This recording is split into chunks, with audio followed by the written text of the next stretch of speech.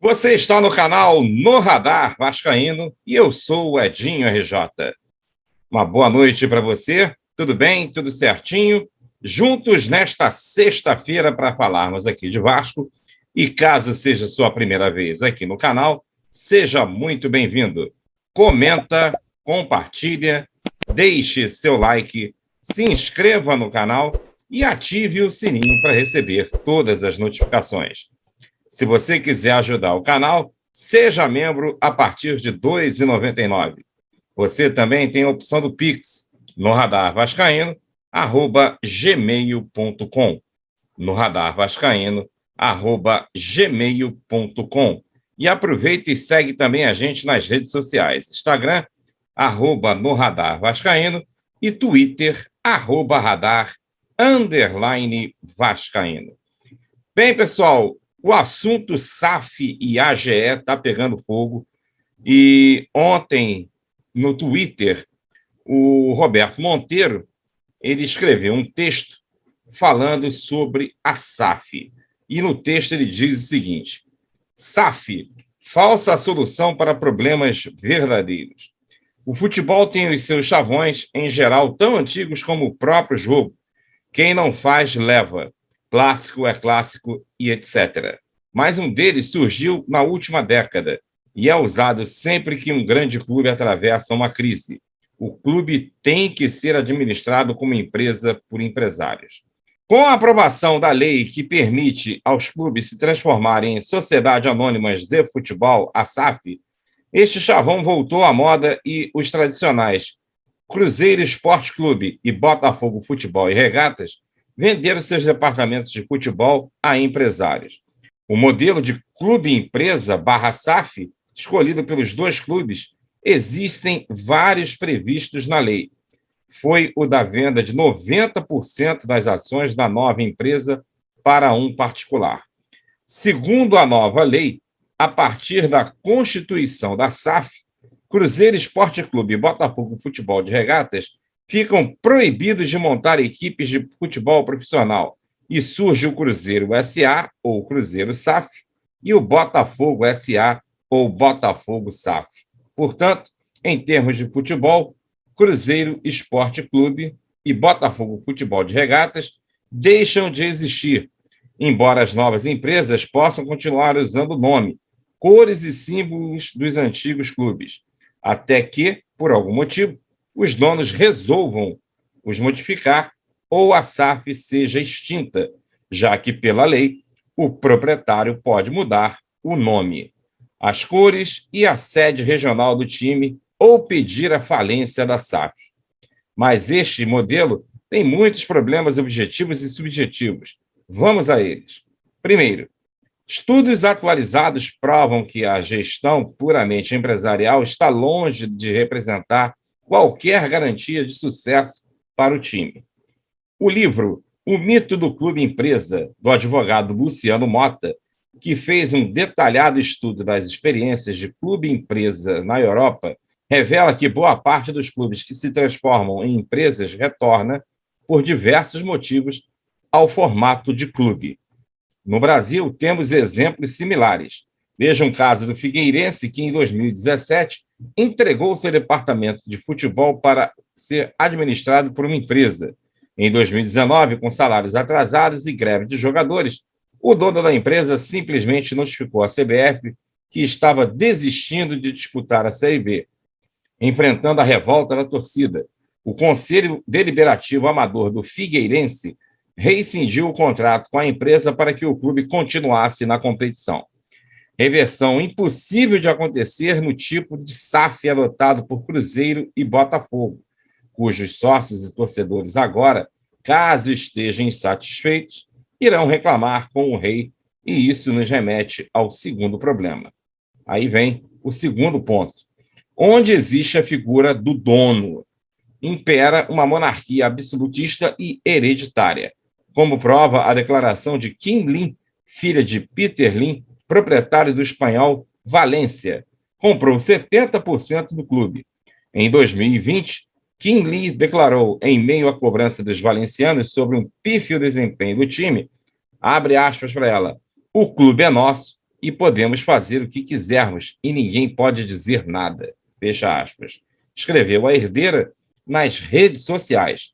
Aliás, uma das cenas mais constrangedoras do esporte nos últimos tempos foi assistir, em janeiro deste ano, uma torcida organizada do Cruzeiro, a mesma que exigiu a venda do futebol do clube ao Ronaldo Fenômeno, revoltada.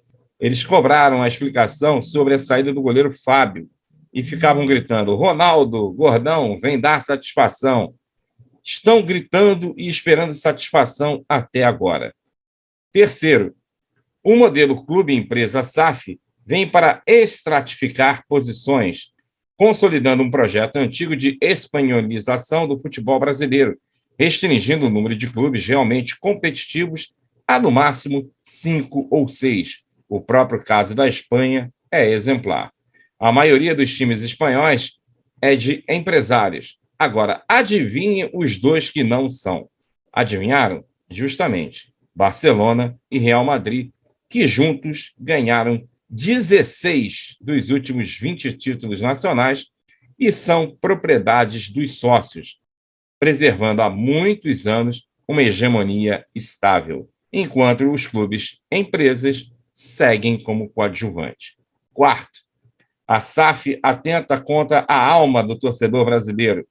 A relação do torcedor com seu clube no Brasil envolve com um vínculo peculiar que começa ainda na infância e se perpetua por toda a vida. O torcedor se identifica com a história, as tradições e as cores do clube, que muitas vezes, para ele, torcedor, tem uma simbologia mais profunda do que a de um simples time de futebol. O clube passa a representar, muitas vezes, seu pai ou seu avô, sua família unida, em uma tarde ensolarada de domingo. Uma vitória inesquecível que marcou sua infância, e assim o time passa a ser parte integrante do seu universo pessoal e íntimo. E ele encara o clube como uma coisa sua, eterna, que pode até sofrer grandes derrotas, mas que será sempre imperecível. Uma relação deste tipo, tão bonita e delicada, não deveria ser entregue a pessoas que só vejam os clubes como fontes de lucro. Se pessoas deste tipo estivessem no comando do Corinthians paulista, quando este time passou 23 anos sem ganhar um mísero título, o clube teria resistido? E o Fluminense, que parecia sem perspectivas quando caiu para a terceirona? Com certeza, o frio homem de negócios do clube empresa SAF não suportaria os prejuízos e encerraria o negócio. Por fim, o profissionalismo não é inimigo de uma gestão que tenha no comando dirigentes movidos pela paixão, bastando a eles dirigentes agir de forma honesta, colocando sempre em primeiro lugar os interesses da instituição e sabendo discernir o momento em que devem agir como gestores do momento em que devem deixar fluir seus sentimentos de torcedor. Como prova o caso do meu Vasco, muitos clubes enfrentam, de fato, problemas que são oriundos de graves erros e vícios de gestão, como corrupção, nepotismo, incompetência, golpes institucionais, falta de democracia e etc. Mas a SAF é uma falsa solução para estes problemas verdadeiros e atendem a diversos interesses. Nenhum deles os do sócio ou do torcedor, que com o modelo da SAF só vai poder, como as torcidas do Cruzeiro e do Valência, ficar pateticamente cobrando do gordão ou da filha do dono uma satisfação que nunca virá. Bem, essa aí foi a fonte lá do Twitter do Roberto Monteiro, e eu gostaria que você comentasse aí o que você achou desse texto do Roberto Monteiro que ele colocou em seu Twitter em relação à SAF. Eu concordo bastante com ele, com essa situação aí. E olha que essa diretoria está querendo vender o Vasco de qualquer maneira. E por falar em vender o clube, hoje saiu uma matéria no GE dizendo o seguinte: Vasco planeja vender menos de 90% do futebol e cobrar aluguel de São Januário. Veja pré-requisitos da SAF.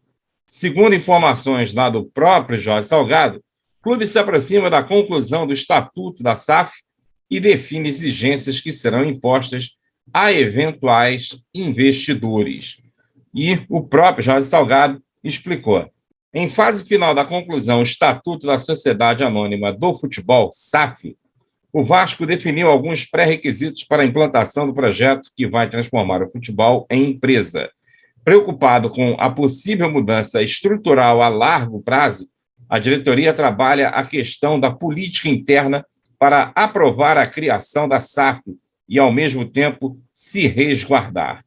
São 3 os principais pontos dos estudos que estão sendo concluídos. 1. Garantir investimento para que o Vasco volte a brigar por títulos nacionais e internacionais no futebol. 2. Assegurar o equacionamento da dívida de 732 milhões. E 3. Manter a identidade e a sustentabilidade do clube sem o futebol, que é o histórico trem pagador. Mas como fazer isso? Em um primeiro momento, ao contrário de Botafogo e Cruzeiro, o Vasco não planeja negociar 90% de seu futebol. O clube entende que, para receber um aporte financeiro significativo, vai precisar abrir mão do controle, ou seja, vender ao menos 51% das ações para o investidor. A porcentagem ideal, na visão do clube, está no meio do caminho, entre 51% e 90%. No entanto, o Vasco quer manter um número importante de ações para eventualmente negociá-las no futuro. Primeiro, porque a direção aposta na valorização da SAF. E segundo, porque o clube precisa possuir, no mínimo, 10% das ações para manter a chamada Golden Share, ação de ouro, na tradução livre, que dá ao Vasco o direito de veto em algumas questões identitárias. Temos absoluta confiança no gigantesco potencial do Vasco e da nossa imensa torcida. Retendo uma participação acionária maior, teríamos a oportunidade de participar de outras rodadas de captação de investimentos, como, por exemplo, em caso de abertura de capital. Além disso, o Clube de Regatas Vasco da Gama também poderá ter uma participação maior na distribuição dos dividendos, para auxiliar no custeio de suas atividades. Evidentemente, a participação final do Clube de Regatas Vasco da Gama na SAF será definida a partir de um equilíbrio dos interesses do investidor e do clube, revelou o presidente subjúdice Jorge Salgado em entrevista por escrito ao GE. Estão entre os itens que o Vasco tem o poder de vetar, graças à Golden Share, as mudanças de símbolos, marca, cores, hino e local de sede, por exemplo. Porém, o clube pretende incluir em contrato outros pontos, como valores históricos relacionados às causas sociais, luta contra preconceito e a relação com Portugal. Essas são questões das quais a direção não abre mão.